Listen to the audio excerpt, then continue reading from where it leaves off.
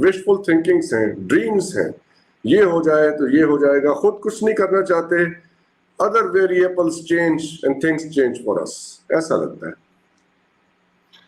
अच्छा, thank you very much. I would again, क्योंकि ज्यादा ग्रिप इंटरनेशनल अफेयर्स में मैं हमेशा कहता हूँ अहमद कुरैशी साहब की है, सो मैं हमेशा चाहता हूँ कि वो पहले बात करें ताकि मैं उनसे थोड़ी सी चिटिंग कर लिया करूं। खैर, एनीवेज, सो इम्पोर्टेंट बात मैं आज के जो आपका टॉपिक है उसमें मैं बात करना चाहता हूं कि आपकी फॉरेन जो डायरेक्शन डिजाइन क्या है, आपका फॉरेन पॉलिसी डिजाइन क्या है।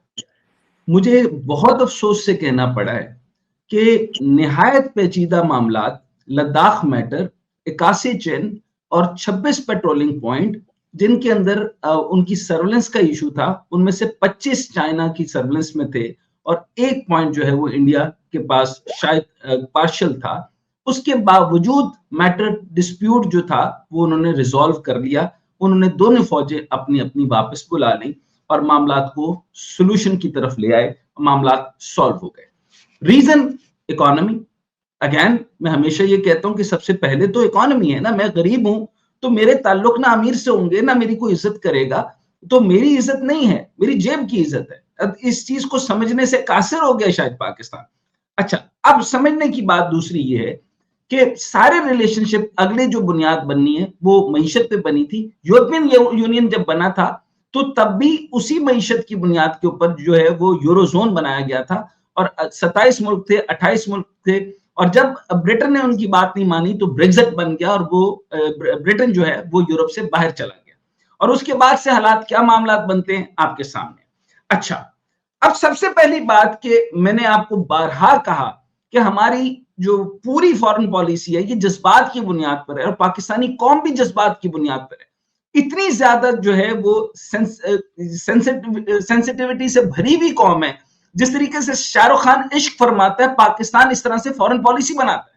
तो इस तरीके से अगर ये मामलात करते रहे, ये शहद से मीठी कुछ नहीं होती, बाकी चीज नहीं होती। मुझे देखना होता है कि बैलेंस ऑफ ट्रेड मेरा क्या है और मुझे फायदा कितना है, मेरी दरामदात क्या है, मेरी बरामदात क्या है, और उसकी बेस के ऊपर मैं तय करूंगा कि मेरी ट्रेड कैसी जा रही है। मुझे खाली इश्क नहीं फरमाना, मुझे उसके अंदर बैलेंस ऑफ ट्रेड देखना है कि ये मामला बनेंगे क्या। आपके फॉरेन पॉलिसी का सबसे बड़ा ग्लिच और फॉरेन पॉलिसी डिबैकल इशआक डार से पहले चला आ रहा था। इमरान खान साहब के दौर के अंदर वो रीजन बना रहे हैं कि जनरल बाजवा ने ये मामला खराब किए, मान लिया कि उनकी वजह से हुए या जिसकी वजह से हुए। 3 साल का फ्रोजन पॉइंट वो बन गया, यानी कोई ट्रेड नहीं हुई। अच्छा, उन्होंने $62 बिलियन का हिसाब मांगा, नहीं दे सके। 25.4 बिलियन डॉलर आपका जो है वो बलूचिस्तान में लगा, इधर गवादर पे। गवादर के साथ जो है वो उसके अंदर गवादर एक पोर्ट नहीं है, 7 पोर्ट है उसके साथ में। सो वो पोर्ट और पूरी डेप्थ के साथ, जो इकोनोमेट्रिक डेप्थ के साथ बता रहा हूं कि इतना बड़ा फायदा है कि रूट, अगर एग्जांपल के तौर पे बता रहा हूं, 85 किलोमीटर मील का फासला है तो वो सिर्फ और सिर्फ आपको 25 मील का फासला देगा, यानी हजारों मील के शॉर्ट रास्ता आपको गवादर से मिल रहा है। आपको लगता है कि इतना पैसा लगाने के बाद चाइना अपना गवादर छोड़ेगा? इसके बाद ऊपर मुमकिन है अहमद कुरैशी साहब भी जवाब दे।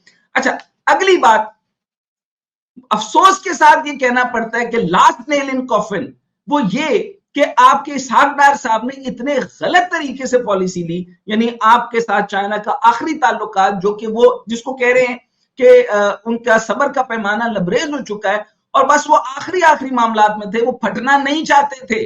चाइना जो है वो सनजू की पॉलिसी अपनाता है और चाइना जो है वो कन्फ्यूशियस की पॉलिसी अपनाता है। वो कहता है आखिरी दम तक अपने गुस्से को, एंगर को वो रिटेन करके रखते हैं। गुस्सा ताकत होती है, कभी दिखाना नहीं चाहिए, और जब दिखाए तो इंसान को रुकना नहीं चाहिए, यानी वो आदमी बर्बाद हो जाना चाहिए, इसको गुस्सा कहते हैं। जब गुस्सा दिखाओ तो अगला बर्बाद हो, उससे पहले को गुस्से को आना ही नहीं चाहिए और दिखाना भी नहीं चाहिए। ये है चाइना। लेकिन अब मुझे अफसोस के साथ कहना पड़ता है कि आपने ये जिक्र नहीं किया कि इंडिया ने जो इंटरवेंशन की, टेरर फाइनेंसिंग की, इंडिया ने अफगानिस्तान के साथ लिंक और लाइजॉन्स बनाए, उसने ईरान के साथ लिंक और लाइजॉन बनाए और पाकिस्तान को के अंदर टेररिज्म की वेव को इतना ज्यादा बढ़ाया। उसका जवाब देने के बजाय इशआक डार ने यह बताना था कि यहाँ पे लिबरेशन BLAs हैं, तहरीके पाकिस्तान यानी तहरीके तालिबान है, यहाँ पे पाकिस्तान अथॉरिटीज का मसला क्या है, उनकी टेरर फाइनेंसिंग और ट्रांजैक्शन जो है वो तकरीबन 83.851 बिलियन डॉलर अप्रोक्सीमेट होती रही है। ये टेरर फाइनेंसिंग, ये हमारी तरफ से डोजियर्स जाते रहे हैं मुसलसल।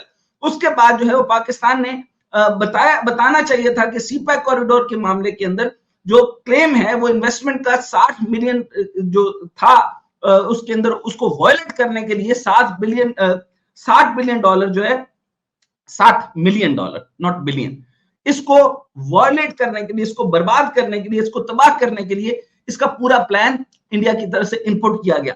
फाइनली टेक्टिकल पॉइंट में आपने देखा वो इस नैरेटिव बिल्ड करने में तैयार हो गए। उन्होंने मान लिया कि पाकिस्तान एक टेरर कंट्री यानी टेररिस्ट कंट्री है और इधर से पाकिस्तान को मुख्तलिफ हमले करवा के चाइना को यहां से तकरीबन बैक ऑफ करवा दिया, यानी पहले तो पिस ऑफ करवाया फिर बैक ऑफ करवा दिया। और बैक ऑफ के बाद इसहाक डार ने टेक्टिकल पॉइंट ही गलत बोल दिया, सारी तकरीर एरोगेंस पे मबनी गलत बोली और उसको बताने वाला भी कोई नहीं था कि तकरीर इस तरह फॉरेन ऑफिस इस तरह तकरीर नहीं किया करते। इस पे अहमद कुरैशी साहब बहुत बेहतर जानते, लेकिन वही इंडिया ने फौरी तौर पे अपनी चाल खेल दी। उसको फारिग करके उसने अगली, जो मैं हमेशा कहता था कि मैं पाकिस्तान बीइंग पाकिस्तानी कह रहा हूं, हमारी चाइना अमेरिका के साथ तो हमने मामला खराब नहीं करने, लेकिन हमारी लाइफलाइन चाइना है। अब आपने क्या किया, इधर से आप उनके पैसे वापस नहीं कर रहे, कैपेसिटी पेमेंट्स आप दे नहीं रहे, और इसके साथ यानी जो रीसेंट 15 बिलियन डॉलर और 62 बिलियन डॉलर अलग से, और तीसरे दर्जे के ऊपर यानी पाकिस्तान तीसरे नंबर पे चाइना से सबसे ज्यादा कर्जा लेने वाला है। कमर्शियल बैंक के कर्जे अभी तक दिए नहीं, रोल ओवर हुए नहीं, और आपने उनके साथ मामला खराब कर लिए। आज इंडिया के मोदी का स्टेटमेंट आपकी फॉरेन पॉलिसी के ऊपर तमाचा है कि हमारा फ्यूचर चाइना है, यानी वो पीछे पीछे अपने आप को करते रहे। यकदम उन्होंने पहला पत्ता तुरब का फेंका है और उड़ा के रख दिया, उन्होंने कहा साडा तैयार ही चाइना है। नाउ क्या बात है, क्या बात है। कुरैशी साहब, कैसा लग रहा है आपको ये माहौल, ये जो पल पल बदलती दुनिया है जिसमें एक पत्ता खेला गया फिर दूसरा खेला गया, और यहाँ पे क्या हो रहा है वो आपके सामने है। How does it look to you? जी बिल्कुल डॉक्टर साहब, आपने खुद भी इंट्रोडक्शन में बहुत सारी जख्में जो हैं वो मतलब याद ताज़ा कर दी, बहुत सारी बातों की, और फिर डॉक्टर हसनैन ने जो बात की है अभी वो भी इंतहाई अहम है। बहुत ज़बरदस्त पॉइंट्स आप दोनों लेकर आए हैं।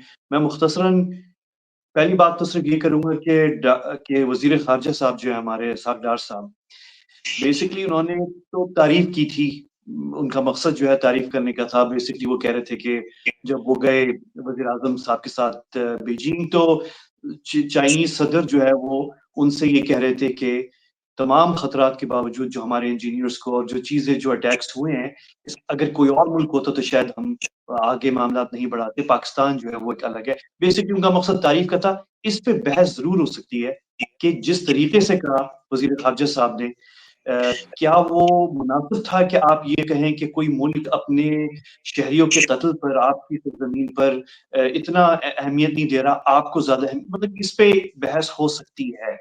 लेकिन मकसद जो है इशक़ डार का वो एक अच्छा था।